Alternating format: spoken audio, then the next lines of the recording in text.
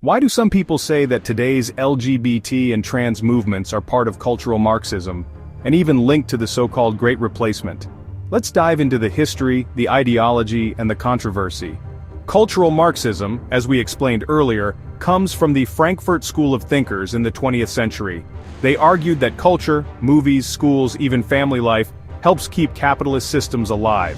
They weren't writing about gender pronouns or drag queens, but they did question traditional institutions including the family, religion, and social norms.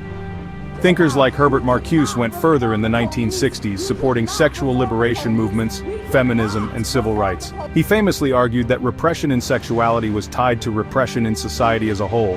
In the 1960s and 70s, Marcuse's ideas helped inspire the New Left and the counterculture. These movements didn't just demand economic equality. They also demanded freedom in gender, sexuality, and identity. This is where the narrative of cultural Marxism created LGBT propaganda comes from.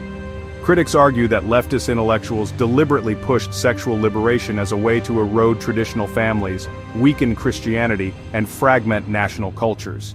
In reality, LGBT rights grew out of grassroots struggles, the Stonewall riots, feminist movements, and decades of activism. But Marcuse and the Frankfurt School gave a philosophical backdrop that made questioning gender and sexuality seem part of a larger critique of Western norms.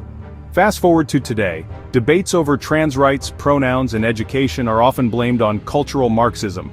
The claim is that universities and media, influenced by critical theory, promote LGBT and trans identities to destabilize traditional society.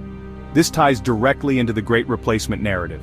The idea goes, if you weaken families, promote alternative identities, and open the borders, you reduce the birth rate of native populations and make them easier to replace. That's the story told by critics, but it's a fusion of real intellectual history with conspiracy thinking. Neo-Marxist academics studied culture and liberation, yes, but the idea of a coordinated propaganda campaign is political myth-making.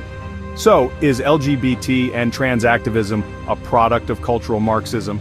Historically, leftist intellectuals did support liberation movements, but the modern rights struggle came from activists on the ground.